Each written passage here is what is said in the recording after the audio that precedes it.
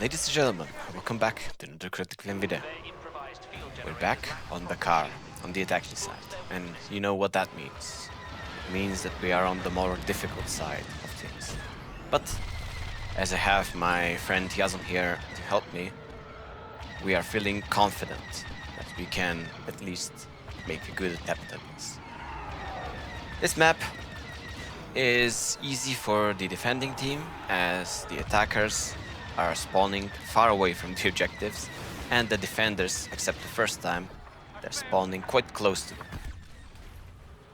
Which means if your teammates don't know what to do, meaning to focus the objectives as much as possible, it can be very difficult to do this. But with two people, it's definitely possible. And of course, the teammates will attack the objectives from time to time. They even if they don't know what to do, there is a big attack target button on them. Actually, not a button, a highlight. So that's it. Yeah, this will be a full talking video, so sorry for those who don't like to listen to me. I don't think there are too many of you, but again, there are plenty of videos that I do only the intro, and I'll let you in peace to watch the video.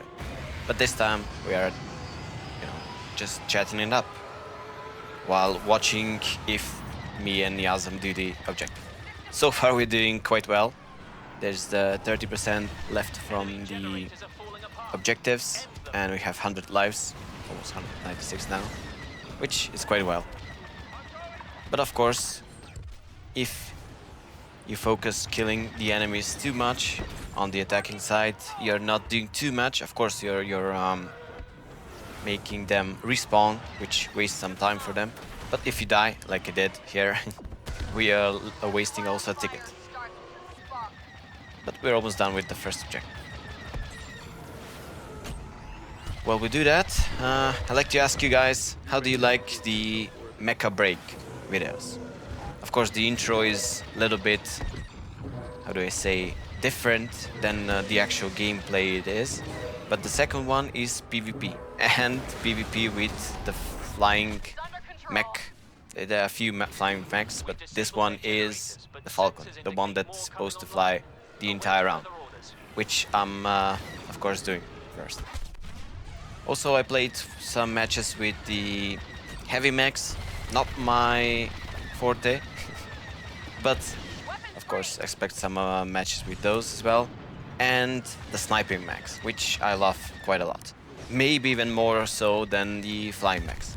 Of course, every mech can float around and fly slowly, so I'm utilizing that, of course. But the sniping mechs are quite amazing.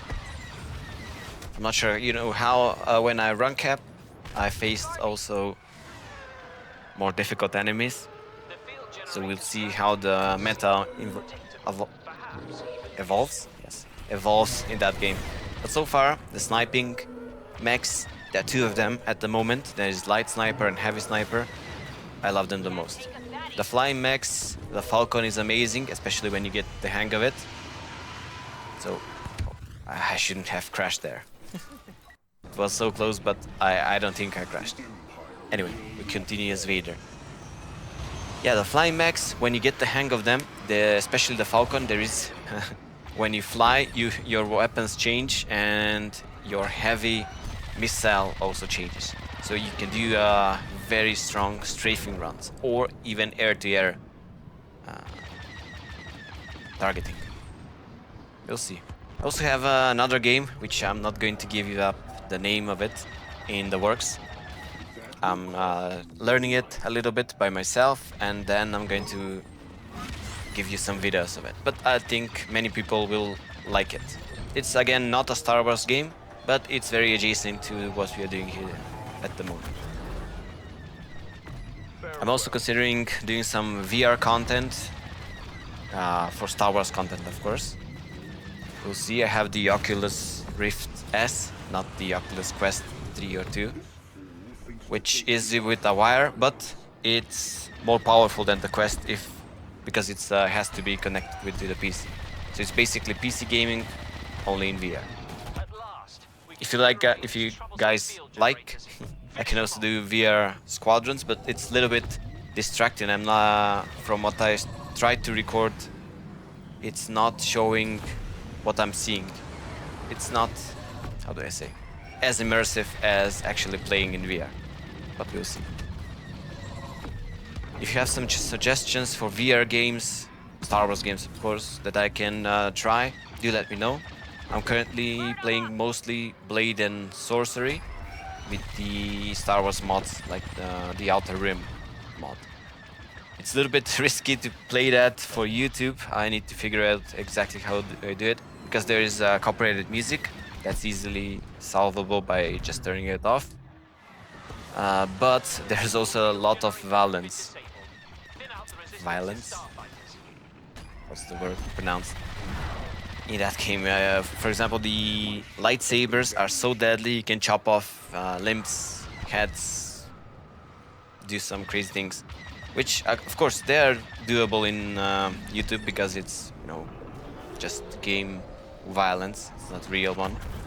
But again, it can the videos can get age restricted, which I don't want to do. I don't know. I will figure it out. And anyway, we are progressing quite well. This is the third objective now. We are facing the bunker busters. You need to destroy the engines first and then target the bunker buster itself. It's a little bit difficult because there are 3 of them and they have a lot of HP, and the enemies again are spawning too close, and we don't have too many lives. 160 is okay for this stage, but you cannot get complacent because the enemies, their only thing is to hunt you down. And that's what most people know, and of course they're quite good at it.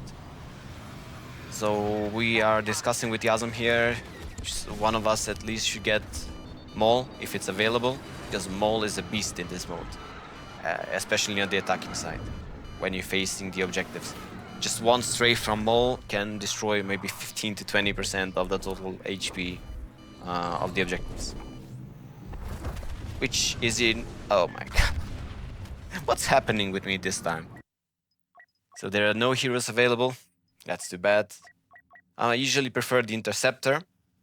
The TIE Fighter is good, but the Interceptor is very nimble and you can destroy... oh, Yazam is Maul. Then we're good. I need just to defend him, and he'll take care of the objectives. Or of course I can help the objectives as well. As the Interceptor again, you cannot do too much to the objective, but anything is of help.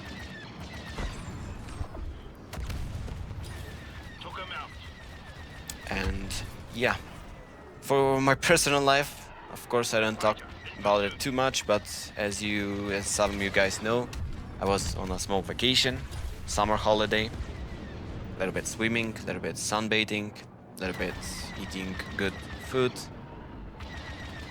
I was in Greece, one of the islands, Lefkada, you might know it.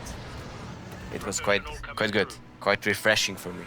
But on returning, my work, my actual job was, how do I say, taking a lot out of me. A little bit stressful when you go to a holiday, before you go to holiday, and when you return, a lot of the work, of course, is waiting for you. How they say, the work always moves ahead with or without you, but your own priorities and how do I say, assignments will always be there for you. But I think I'm back in the groove now, so all is good, all is well. I love my job. I also love YouTube. And as you guys have seen, I prepared my videos while I was away.